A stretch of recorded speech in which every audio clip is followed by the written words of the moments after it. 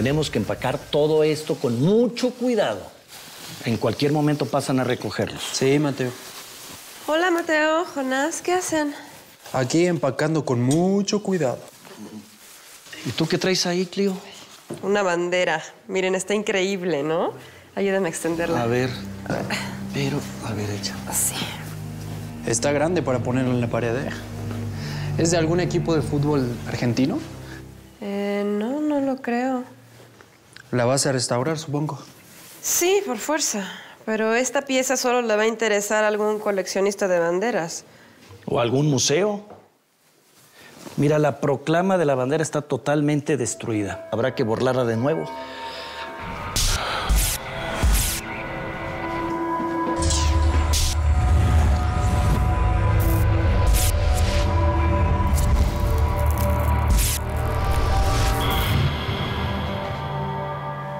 Es increíble todo el aire que ha hecho ondear esta bandera. Todo lo que ha servido de inspiración y guía en los peores momentos. Los sueños que ha logrado contagiar. Yo tengo la frase de la bandera. A ver, dímela. Oculis et ungibus aeque victrix. Con ojos y uñas igualmente victoriosos. Esa es una frase curiosa. A ver, ¿qué creen que significa? ¿Qué significa? Que lo ves, te lo llevas y nadie te apaña. No. Más bien que llegas hasta las últimas consecuencias en pos de la victoria. O sea que pudiera ser un estandarte de guerra. Muy bien. Pero a ver, dime, ¿la guerra de quién? Aquí está. Es la bandera que utilizó Morelos durante la lucha de la independencia. Exacto. Durante la etapa, digamos, madura de la independencia. Morelos era sacerdote y católico. ¿Qué hacía matando al prójimo por todo el país?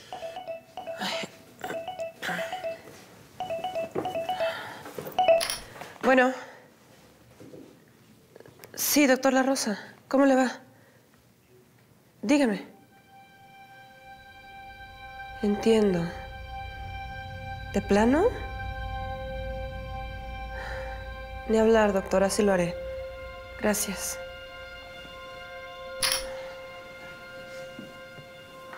Miren, sin Morelos, sin su profunda visión social, la independencia se hubiera quedado corta. Hubiera sido nada más un cambio de poder y dinero entre los que ya eran ricos. ¿Tú qué, Clio? ¿Todo bien? Sí, Jonás, gracias. Es solo que el doctor ya tiene todos los estudios y análisis que le hicieron a mi mamá. Pues me recomienda que la metamos a una institución o ponerle cuidado permanente. Vaya. Es por el Alzheimer, ¿verdad? Sí, Mateo, ya está demasiado avanzado. Ya no puede valerse por sí misma. Mira, si me lo permites, hija, por muy frío que parezca, en estos casos es mejor una institución. Ahí son especialistas. Y no solo van a atender mejor a tu mamá, también resulta más barato que implementar todo lo necesario para hacerlo en casa. Sí, Mateo, ya lo sé. Mira, si necesitas que te ayude en algo, ya sabes, nada más me avisas. Gracias, Mateo.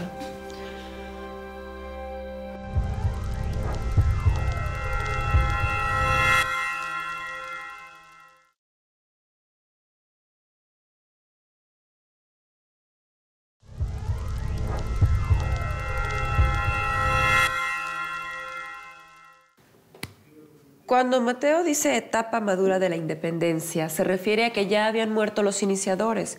Hidalgo, Que también era cura. Allende, Aldama y Jiménez. Fueron aprendidos en Acatita de Baján, Coahuila, y ejecutados por las fuerzas virreinales en Chihuahua, en la plaza de San Felipe.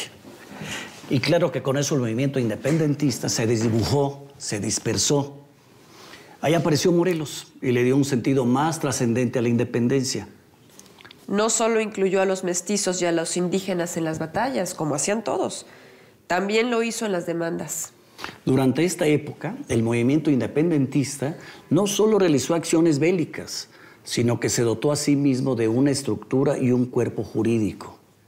O sea que logró que la independencia fuera legal. Más bien lo hizo de todo. Y la hizo de todos y no solo de los ricos, que serían todavía más ricos cuando dejaran de mandar sus riquezas a España. Bueno, sí, pero que la repartieran un poquito, ¿no?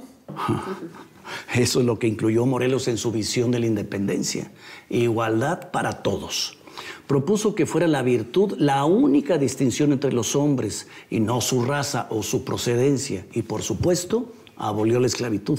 Míralo, nada más vino a meter desorden. Así mero. Abolir la esclavitud no era una medida popular.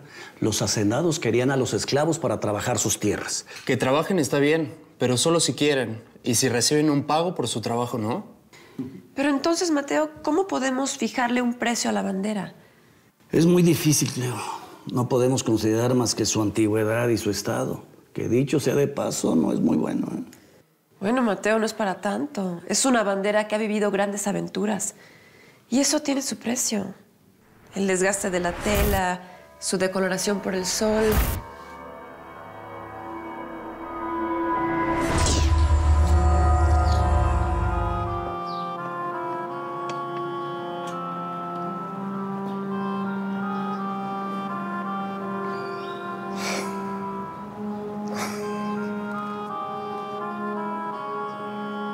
Niña, sírveme a mí otro café como el del general. Pero ponle un sombrero de tequila para que nos reponga cuerpo y ánimo y celebrar el reencuentro. Mariano, ya extrañaba las ocurrencias de mi lugarteniente. Bienvenido. No había tenido oportunidad de agradecerte en persona y felicitarte por tus victorias en Tonalá y San Agustín. No hay nada que agradecer, señor. Fueron cruentas las batallas y perdimos a muchos de nuestros mejores hombres. El agradecimiento, en todo caso, es para ellos y para sus familias. Así es, Mariano. Que el Señor los considere y los llame a su reino. Me dicen que ya prácticamente llegaron los diputados de todas las provincias. La asistencia se da nutrida, pero no todas las provincias pudieron realizar los comicios de forma adecuada. Lo sé. Únicamente los diputados Murguía y Herrera fueron elegidos conforme a derecho. Pero eso no es tan importante ahora. Lo que realmente nos urge es empezar a sesionar. Cuanto antes podamos tener representación en todas las provincias de la Nueva España, más rápido ganaremos el reconocimiento de los Estados Unidos. Esta idea de Bustamante ha sido francamente genial. Una imagen progresista, sólida y unificada nos dará más confianza ante el pueblo y ante las naciones vecinas. Bustamante. ¿Y cómo lograste hacerlo salir de Oaxaca? Pues convenciéndolo de no llegar hasta Zitácuaro, como quería el pesado de López Rayón. Por eso la reunión quedó asentada aquí en Chilpancingo, que está a medio camino.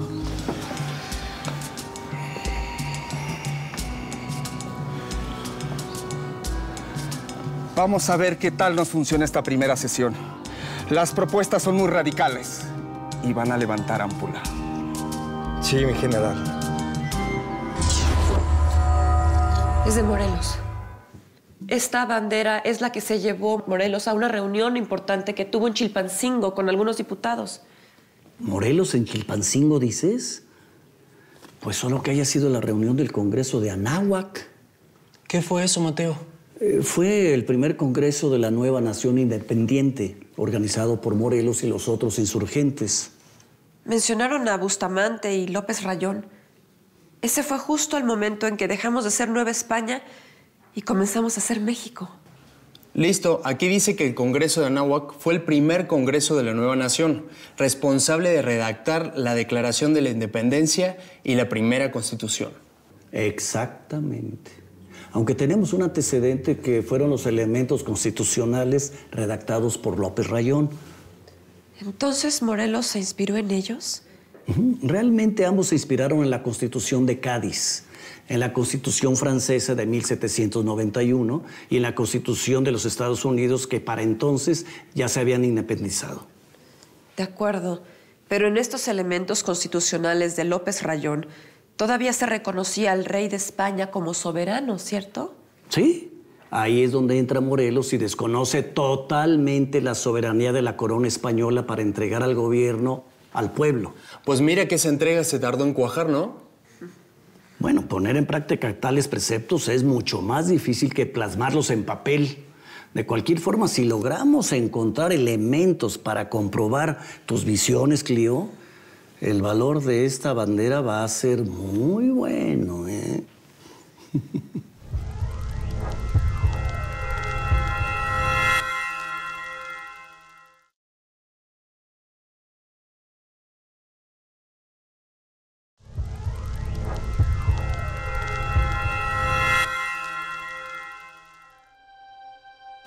Es en serio, mamá.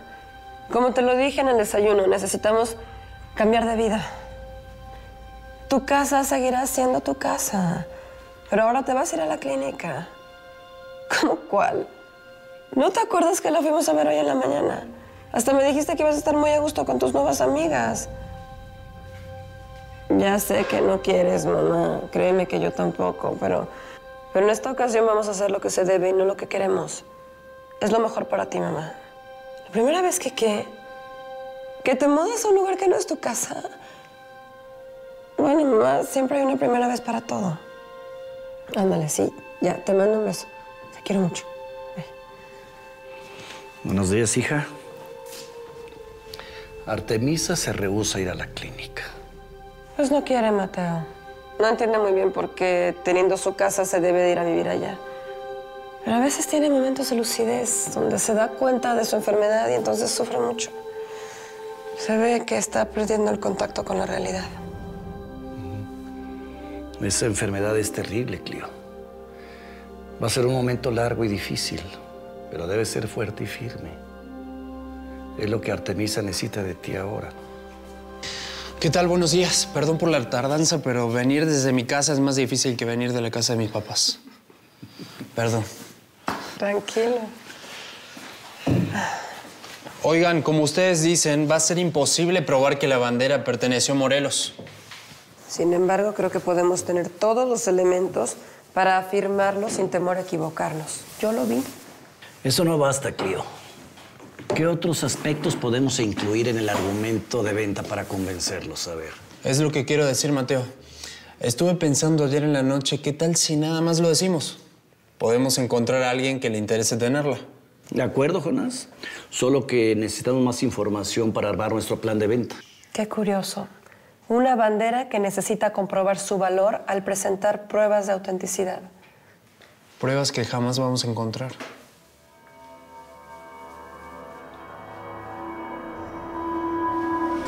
Señores diputados, estamos metidos en la lucha más terrible que han visto las edades de este continente.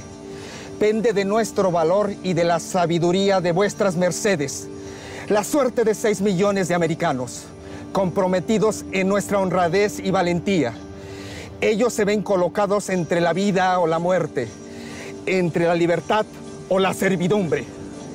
Sé que muchos de ustedes aún creen que debemos de considerar a Fernando VII como nuestro soberano. Eso sería un error fatal. El veneno, el fuego, el hierro, la perfidia, la cábala. He aquí las baterías que nos asestan y con que nos hacen la guerra más ominosa.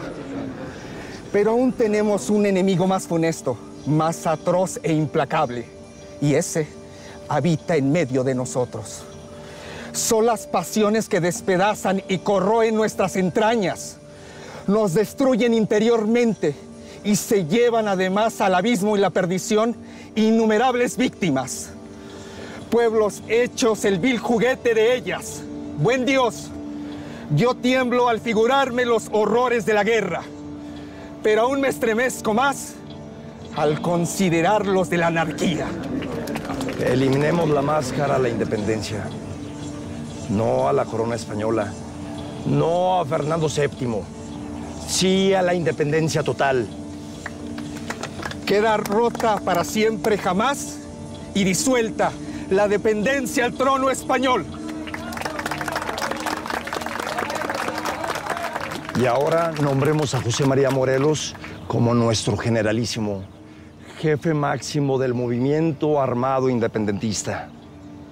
Y desde ahora, el general Morelos será nombrado con el título de Alteza Serenísima. No, señores.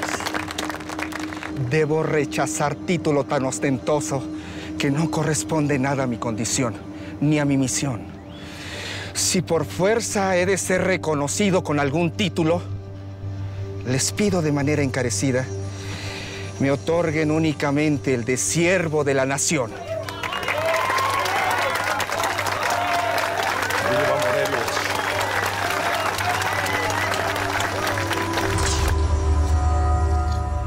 No importa si esta bandera no puede probar su origen. Yo estoy de acuerdo con Jonás. Acabo de verla atestiguar la firma del acta solemne de declaración de independencia de la América Septentrional. ¿La América Septentrional? ¿Qué es eso? Es el primer nombre que se le dio a nuestro país. ¿A México? México en ese entonces era una de las provincias donde se encontraba esta ciudad, pero no se había tomado con el nombre que identificaba a todas. Para este momento, Morelos y su Congreso de Anáhuac se convertían en la peor amenaza para el virreinato. Y desde este momento serían perseguidos sin cuartel por las fuerzas realistas españolas. ¿Solo por haber declarado la independencia? No solo por eso, Jonás, sino porque al hacerlo le dieron certeza al movimiento. De inmediato se unieron los mestizos e indios que eran considerados como de segunda. Así es, no estaban entrenados en las artes militares ni tenían las armas adecuadas. Pero por donde pasaba el ejército de Morelos se unían más y más. O sea que no eran machos, pero eran muchos. Y estaban hartos de los abusos sufridos durante siglos. Desgraciadamente para el Congreso, las fuerzas realistas ganaban poder y territorios al mando de Félix María Calleja, ya con total poder. ¿Quién era Calleja? Un militar brillante y resuelto, el principal obstáculo de los insurgentes. Fue él quien derrotó y capturó a Hidalgo y Allende. También persiguió a Morelos ya como virrey de la Nueva España, luego del regreso de Fernando VII al trono. El Congreso huía a salto de mata constantemente por todo el país, sin un lugar fijo para establecerse y sesionar. Esto fue lo que a la postre desencadenó un suceso terrible.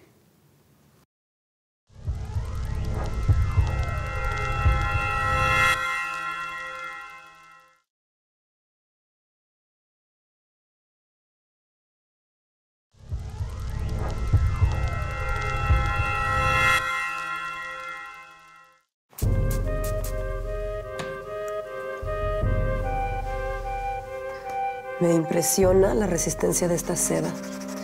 Tiene incontables hilos destruidos y, sin embargo, conserva una fuerza y un cuerpo pocas veces visto. Por eso es que en este negocio sabemos lo importante que resulta un trabajo de calidad. La tela de seda era excelente en su momento, especial para este tipo de trabajos. La confección es precisa y magistral. Nunca me imaginé que una tela tan suave como la seda se usara para hacer banderas de guerra. La seda puede ser suave, Jonás. Por eso es ligera y resistente, lo que la hace ideal para confeccionar banderas. Ya lo ves aquí. Se conserva hasta nuestros días. Eso solo quiere decir que alguien la guardó de manera adecuada durante mucho tiempo. Oye, Cleo, desde hace rato estoy viendo aquí algo. ¿Qué son estas manchas? A ver. Sí, son antiguas. Muestran un gran nivel de oxidación, por lo que la sustancia que lo causó debió contener importantes niveles de hierro. Tal vez algún tipo de tinta.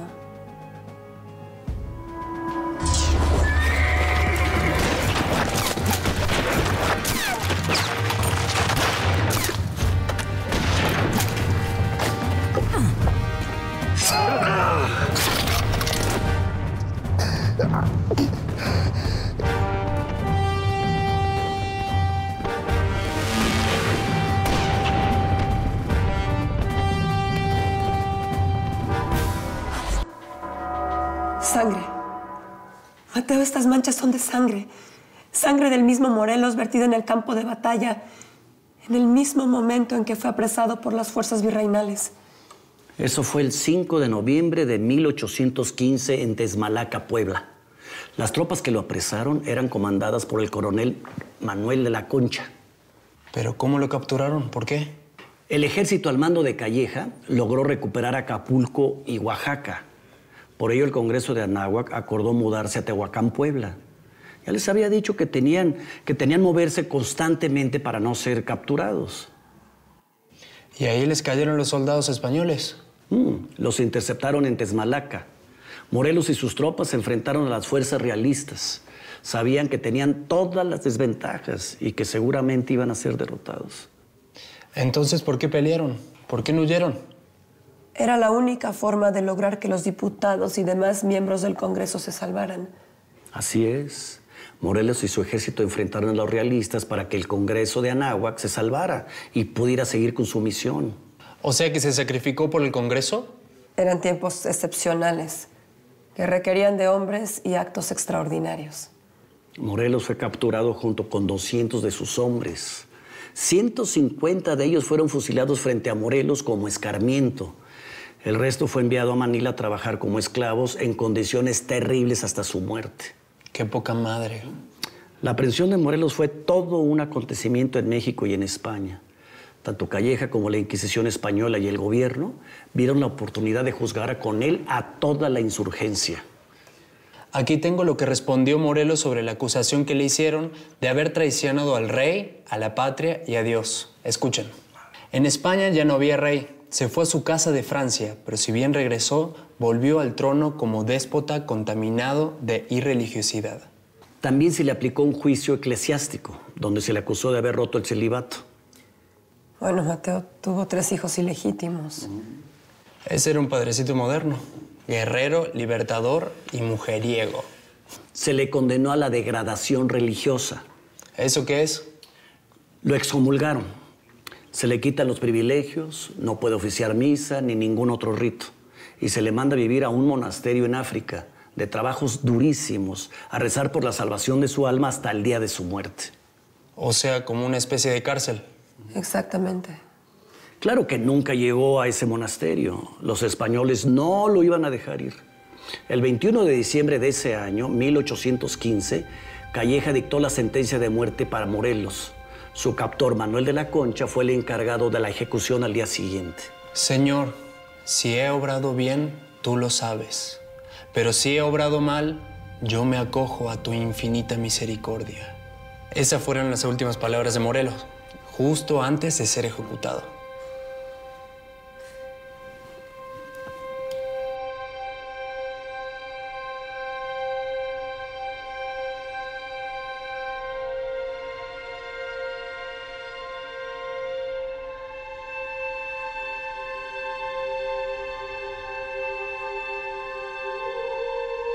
¡Qué bien, Clio! Te quedó mejor que nueva. Gracias. Morelos estaría muy orgulloso de ti. Y la vamos a vender en muy buena lana. Sí. Buen negocio. Buen negocio.